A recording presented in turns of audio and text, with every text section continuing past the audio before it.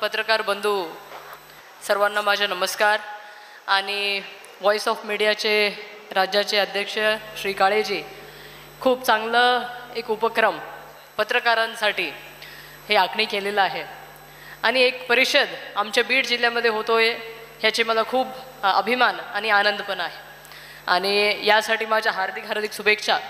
सर्व मराठवाड्यामध्ये मी तीन जिल्ह्यामध्ये काम केलेलं आहे। औरंगाबादमध्ये 2 वेळा, उस्मानाबाद आणि आता हे बीड।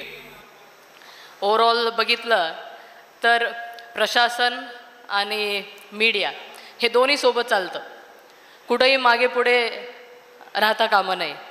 आणि मागील एक 10 वर्षामध्ये बघितलं तर मीडियाचे जे व्हॉइस आहे, जे मीडियाचे जे इम्पॅक्ट आहे ते खूप मोठ्या प्रमाणावर आहे।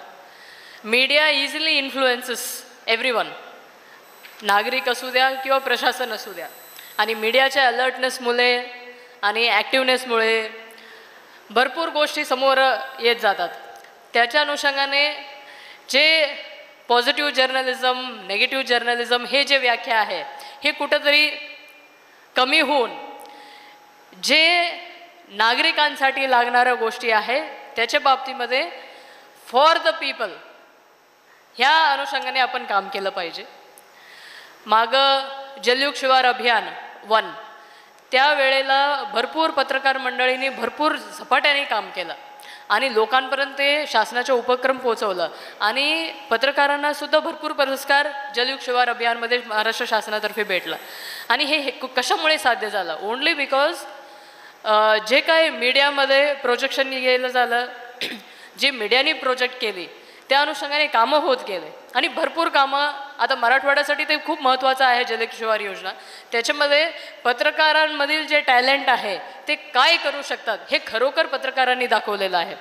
खरंच ते योजना लोकांपर्यंत पोहोचवणे, लोकांना कळणे हे फक्त मीडियामुळे झालेलं आहे। त्याच्या बाबतीमध्ये झालं तर प्रत्येक योजनेची जे लोकाभिमुख आहे, जे नागरिकांसाठी आहे, जे शेतकऱ्यांसाठी वेगवेगळ्या स्तरासाठी आहे, मीडिया खूप महत्त्वाचे रोल प्ले करतो आणि त्याच्यामध्ये तुमची खूप महत्त्वाची भूमिका आहे। आता आधी जे स्पीकर होते मला माहीत नाही, नाव माहीत नाही, परंतु त्यांनी सांगितलं 365 दिवसामध्ये 42 दिवस पॉझिटिव्ह जर्नलिझम केलं तर त्यांना पुरस्कार। ते अधिक दिवस वाढविलं पाहिजे, because positive journalism should be the motto, not negative journalism. Negative जर्नलिझममध्ये फार काही मोठं सक्सेस मिळत नाही। पॉझिटिव्ह जर्नलिझममध्ये जेवढं मिळतो तेवढं नेगेटिव्हमध्ये मिळणार नाही कुठल्याही गोष्टीमध्ये। आम्ही पण जेव्हा लोकांना सांगतो की नेगेटिव्हमध्ये जाऊ नका, पॉझिटिव्हमध्ये जा, तर नक्की सक्सेस मिळतो। मग त्याच्यामुळे जर्नलिझममध्ये सुद्धा पॉझिटिव्ह जे बातमी देतात ना, इव्हन प्रशासन पण कुणाला प्रोत्साहन देतं, कुणाला जास्त बोलतं, जे पॉझिटिव्ह नोटमध्ये येतो त्यांनाच आम्ही बोलणार। जेव्हा नेगेटिव्ह होत गेलं तर आम्ही बोलणार पण नाही, अरे हे काय, काही पण केलं तरी नेगेटिव्हच लिहितात ना, कशाला देणार। सो लॉंग टर्म इफेक्टमध्ये, लॉंग टर्म स्वतःचे बेनिफिट व्हायचे असेल तर पॉझिटिव्ह जर्नलिझममध्येच बेनिफिट मिळणार आहे, नेगेटिव्ह जर्नलिझममध्ये मिळणार नाही। आणि हा ॲज अ प्रशासन म्हणून मी सांगतोय, जेव्हा पॉझिटिव्ह येतो आम्ही त्यांना रिस्पॉन्स देऊ। नेगेटिव्ह बातमी छापायची असेल तर आम्ही नाही रिस्पॉन्स देणार, नेवर, की आम्ही हे अरे हे तरी नेगेटिव्हच लिहिणार। एक गोष्टी काहीतरी केलं तर एकदम त्याचे नेगेटिव्ह, म्हणजे त्याचे अदर साईड। जेव्हा एखादं काम होतं त्याचे पॉझिटिव्ह आणि नेगेटिव्ह दोन्ही असतात। कोणतं प्रोजेक्ट केलं जातं ते महत्त्वाचं आहे। मग जेव्हा नेगेटिव्ह होत चाललं तर मग ते माणसांना पण नेगेटिव्हचे दृष्टिकोनातून पण प्रशासन बघतं। त्याच्यामुळे जेवढं तुम्ही पॉझिटिव्ह कराल तेवढं पॉझिटिव्हनेस तुम्हाला पण येईल आणि प्रशासन पण त्याच्यासोबत राहतं। आणि दुसरं गोष्टी म्हणजे शेवटी लोकांना काय पाहिजे, असं वाटतं की मीडियामध्ये नेगेटिव्ह बातमी दिलं तर जास्त रेटिंग मिळतं, असं काही नाही आहे। That is a thought process only, that is only a thought process. शेवटी लोकांना ॲनालिसिस असतं आणि पूर्वीसारखं हे राहिलेलं नाही। आता एज्युकेशन म्हणा, एव्हरीबडी इज हायली क्वालिफाईड, सगळेजणांना जेव्हा बातमी वाचतात they can analyse it. Critical analysis जे आम्ही म्हणतो ते प्रत्येक नागरिक ज्यांच्या घरी पेपर जातं दे ॲनालाइज। मग ह्या जे ॲनालिसिस असतं, मग ह्या ॲनालिसिसचे कुठंतरी थाप कुणाला मिळणार आहे ते तुम्हालाच मिळणार आहे। आणि तुमच्या जे काही ग्रुप असतील, संघटना असतील, राज्य लेवलवर संघटना असतील, ते सगळे तुमचे पण फीडबॅक जात असतो। जसं आमच्या कामाचे फीडबॅक वरपर्यंत जातो तसं तुमचेही फीडबॅक जात असतो। त्याच्यामुळे जेव्हा लोकांचे ॲनालिसिस होत असतं, मग लोकांच्या कुठल्या प्रमाणे ॲनालिसिस होणार, त्या पद्धतीचे बातमी, त्या पद्धतीचे रिपोर्टिंग ते गेलं पाहिजे. आणि शासनाच्या भरपूर योजना असतात आणि परिस्थितीनुसार आम्हाला लोकांना सांगायचं असतं.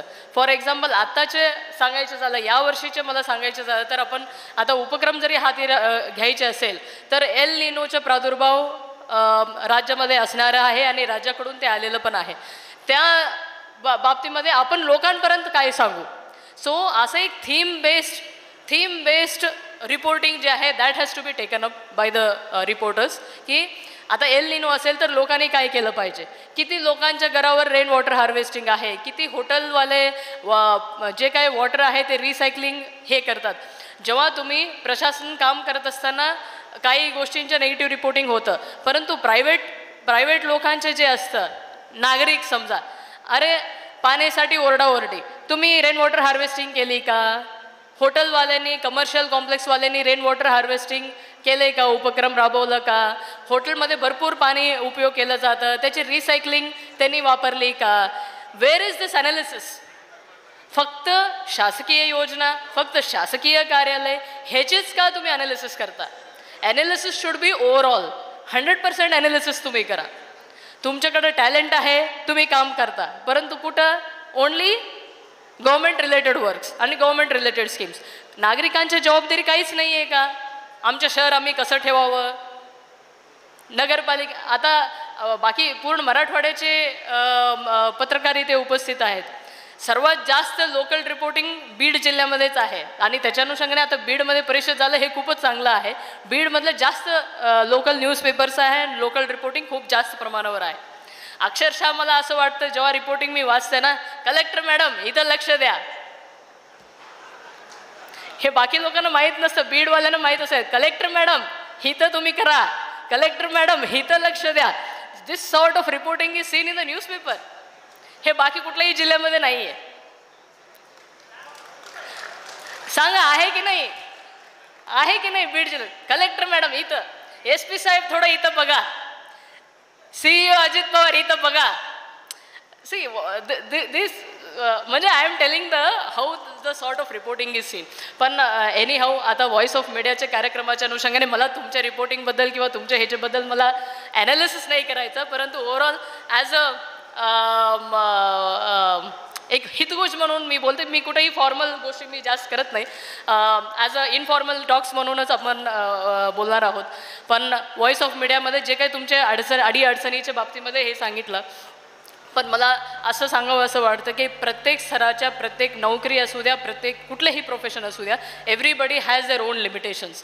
आता पत्रकारितेचं हे झालं तर असं महिन्याला पगार असं काही नसतो, परंतु शेवटी आपण बोलत असताना in my every talk I just stress on self employment आणि सेल्फ गोल्स. आपण सेल्फ एंटरप्रिनरशिपकडं आपण कुठं भर देतोय, किती भर देतोय. आता तुमचंच प्रोफेशन रिलेटेडच सांगायचं झालं तर पेपर कुठून येतं किंवा त्याची शाई कुठून येतं, त्याचे मशिनरी कुठून येतं, त्या मशिनरीसाठी लागणारं साहित्य काय, ह्याच्या बाबतीमध्ये तरी तुम्ही वर्कआउट केला तरीसुद्धा तुमच्या सेल्फ एंटरप्रिनरशिपच्या बाबतीमध्ये तुम्ही खूप पुढे जाऊ शकाल. पेपर कुठून येते, तुम्ही लिहिण्याचे काम करता, पेपर कुठून येतं, त्याची इंक कुठून येतं. म्हणजे this is related to your own profession. तुम्ही जेव्हा एंटरप्रिनरशिपच्या बाबतीमध्ये मला बोलायचं झालं तर आपण ज्या कंपनीमध्ये काम करतो किंवा ज्या सेक्टरमध्ये आपण काम करतो त्या सेक्टरला लागणारं साहित्य काय आहे, हे इनपुट काय आहे, हे कुठून येतं, ह्याच्यामध्ये मी करू शकतो का. आणि प्रत्येक पत्रकारांची शेती असणारच आहे, त्या शेतीमध्ये तुम्ही काय इम्प्रूव्हमेंट करू शकता. एवढं शासकीय योजनेची माहिती तुमच्याकडे असतं, तुमच्या शेतामध्ये तुम्ही किती राबविली. किती पत्रकारांच्या शेतीच नाही आहे, हात वरती करा. नाही आहे, खूप कमी लोक आहेत ज्यांचे नाही आहे. मग त्यांनी अलाइड बिझनेसमध्ये जावं, परंतु ज्यांचे शेत आहे, सगळे शासकीय योजनेची माहिती तुमच्याकडे आहे. तुमच्याकडे जरी नसलं तरीसुद्धा तुम्ही कृषी विभाग मध्ये जाऊन जरी बसलं तर तुमच्याकडे पटापट माहिती देतील ते. सो किती लोकांनी त्याची पूर्णपणे इम्प्लिमेंटेशन तुमच्या शेतामध्ये केलं आणि त्याच्या सक्सेस स्टोरी ते तुम्हीच प्रोजेक्ट केलं पाहिजे. आणि जेव्हा सेल्फ एम्प्लॉयमेंटची गोष्टी येतं, एंटरप्रिनरशिपची गोष्ट येतं, तर प्रत्येकाने स्वतःच्या, तुमचा अभ्यास भरपूर आहे, तुमच्या अभ्यासाच्या इम्प्लिमेंटेशन, प्रॅक्टिकल इम्प्लिमेंटेशन तुम्ही केलं पाहिजे, तरच ह्याच्यामध्ये तुम्ही सक्सेस ह्याच्यामध्ये येणार आहे. आणि बाकी संघटनात्मक दृष्टिकोनातून हेल्थ विषय असतील, इन्शुरन्स विषय असतील, कोविडमध्ये खूप लोकांच्या नुकसान झाले, कौटुंबिक समस्या जाणवल्या, त्याच्या बाबतीमध्ये पण जेवढं काही मदत प्रशासनमार्फत केलं जाईल ते नक्की केलं जाईल, ह्याच्या बाबतीमध्ये कुठलाही दुमत नाही. परंतु तुमच्या जे काही ओरिएंटेड स्कीम्स असतील त्याच्या बाबतीमध्ये तुमच्या संघटना ते काम करणारच आहे. आणि शेवटी शासन सगळ्या स्तराच्या व्यक्तींना प्रोत्साहन देण्याच्या आणि मदत करण्याचे हेतू शासनाचे असणारच आहे. त्याच्यामुळे तुमचे जे काही संघटनात्मक जे काही धोरणात्मक निर्णय असतील ते नक्की आम्ही पाठवून देऊ. काही जरी गोष्टी असल्या तर always media is free to call us and media is free to interact. मग सगळे ह्याच्यामध्ये प्रशासन पण आणि पत्रकार पण हे सोबत चालतील हीच माझी मनापासून इच्छा आहे. सर्वांना हार्दिक शुभेच्छा. खूप चांगलं कार्यक्रम आज या ठिकाणी हाती घेतलेला आहे आणि बीडमध्येच पहिलं अधिवेशन भरल्यामुळे मला ह्याचे अत्यंत आनंद होत आहे. आणि तुमच्या पुढील वाटचालीसाठी हार्दिक शुभेच्छा. थँक्यू. जय हिंद, जय महाराष्ट्र.